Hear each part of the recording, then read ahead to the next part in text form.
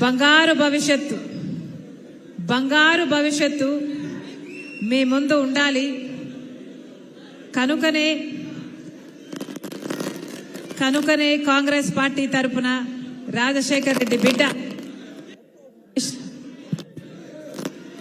ఆంధ్రప్రదేశ్ రాజకీయాల్లో అడుగుపెట్టింది. కేవలం మీకోసమే.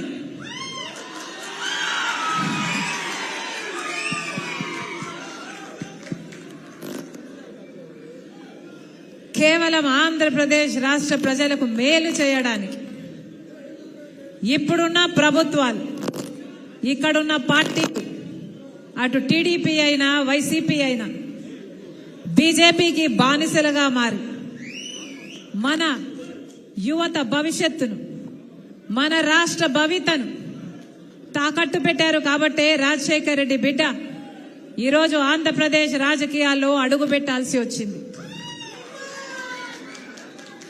తెలంగాణ నాకు మెట్టినిల్లు అయితే ఆంధ్రప్రదేశ్ నా పుట్టినిల్లు.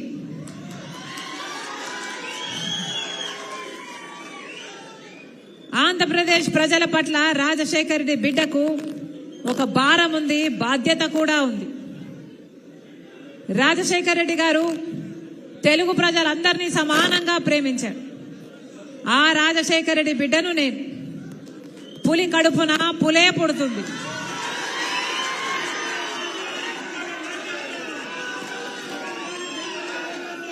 ఆ రాజశేఖర్ రెడ్డి గారి రక్తం ఈ ఒంట్లో ప్రవహిస్తుంది. అందుకే ఆ రాజశేఖర్ రెడ్డి బిడ్డ, వైఎస్ రాజశేఖర్ రెడ్డి బిడ్డ, ఈ వైఎస్ షర్మిల ఆంధ్ర రాష్ట్ర ప్రజలకు మళ్లీ న్యాయం జరగాలని, ఆ రాజశేఖర్ రెడ్డి బిడ్డ ఈ వైఎస్ షర్మిల ఆంధ్ర రాష్ట్ర ప్రజలకు ప్రత్యేక హోదా రావాలని, పోలవరం ప్రాజెక్టు రావాలని, బిడ్డలకు ఉద్యోగాలు రావాలని, ఈ ప్రజలకు మేలు జరగాలని ఈ రోజు రాజశేఖర్ రెడ్డి బిడ్డ ఆంధ్రప్రదేశ్ రాజకీయాల్లోకి అడుగుపెట్టింది. ముప్పేటి దాడి చేస్తున్నారు నా మీద, అన్ని వైపుల నుంచి దాడి చేస్తున్నారు నా మీద. నా సొంత వాళ్ళు అనుకొని 3800 కిలోమీటర్ల పాదయాత్ర చేశాను. నా బిడ్డలను, నా ఇంటిని పక్కన పెట్టి వైసీపీ పార్టీని ఒకప్పుడు నా భుజస్కంధాల మీద వేసుకొని నిలబెట్టాను.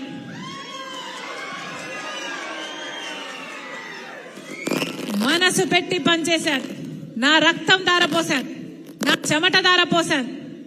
అదే వైసీపీ పార్టీ ఈరోజు నా మీద దాడి చేస్తుంది. నా మీద ఎన్ని రకాలుగా దాడి చేసినా పర్వాలేదు.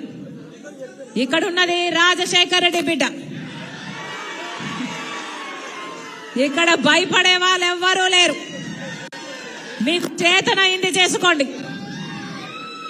ఇక్కడ మేము రెడీ. నేను రెడీ, మీరు రెడీయా? నేను రెడీ, మీరు రెడీయా?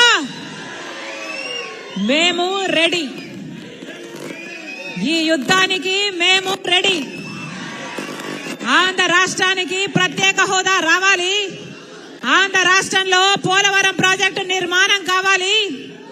ఆంధ్ర రాష్ట్రానికి తలమానికమైన విశాఖ స్టీల్ ప్లాంట్ నిలబడాలి. మన రాష్ట్రానికి రావాల్సిన ఉద్యోగాలు రావాలి. మన యువత భవిష్యత్తు బంగారం కావాలి. మళ్ళీ రైతు రాజవ్వాలి. మళ్ళీ రైతులకు రుణమాఫీ కూడా జరగాలి. అందుకే రాజశేఖర్ రెడ్డి బిడ్డ ఆంధ్రప్రదేశ్ రాజకీయాల్లో అడుగుపెట్టింది. పొద్దున కందుల ఓబుల్ రెడ్డి గుండ్లగుమ్మ ప్రాజెక్టుకు పోవడం జరిగింది. ఇక్కడ రాజశేఖర్ రెడ్డి గారు జలయజ్ఞంలో భాగంగా మొట్టమొదట పూర్తి చేసిన ప్రాజెక్టు. రాజశేఖర్ రెడ్డి గారి హయాంలోనే రాజశేఖర్ రెడ్డి గారు 750 కోట్ల రూపాయలు ఖర్చు పెట్టి ఆ ప్రాజెక్టును పూర్తి చేస్తే 1,00,000 ఎకరాలకు పైగా 2 పంటలు 1,00,000 ఎకరాలకు పైగా సాగునీళ్ళిచ్చే ప్రాజెక్టు. ఈ ఒంగోలు పట్టణంతో సహా 12 మండలాలకు తాగునీరిచ్చే ప్రాజెక్టు. ఆ ప్రాజెక్టు రాజశేఖర్ రెడ్డి గారు చేసి వెళ్లిపోతే ఆ ప్రాజెక్టు కనీసం మెయింటెనెన్స్ చేసే దిక్కు దినవనం కూడా ఇప్పుడు లేకపోయింది. రాజశేఖర రెడ్డి గారు అద్భుతంగా ప్రాజెక్టు కట్టిపోతే, రాజశేఖర రెడ్డి గారు ఉండగా, రాజశేఖర రెడ్డి గారు ఎంతో మనసు పెట్టి రూపొందించి కట్టించిన ప్రాజెక్టు వెళ్ళిపోతే, ఆ తర్వాత 5 సంవత్సరాలు తెలుగుదేశం పార్టీ అధికారంలో ఉంది. 5 సంవత్సరాలు తెలుగుదేశం పార్టీ అధికారంలో ఉన్న ఆ ప్రాజెక్టు కనీసం మెయింటెనెన్స్ కూడా, యాన్యువల్ మెయింటెనెన్స్ కూడా డబ్బిచ్చిన పాపాన పోలేదు చంద్రబాబు గారు.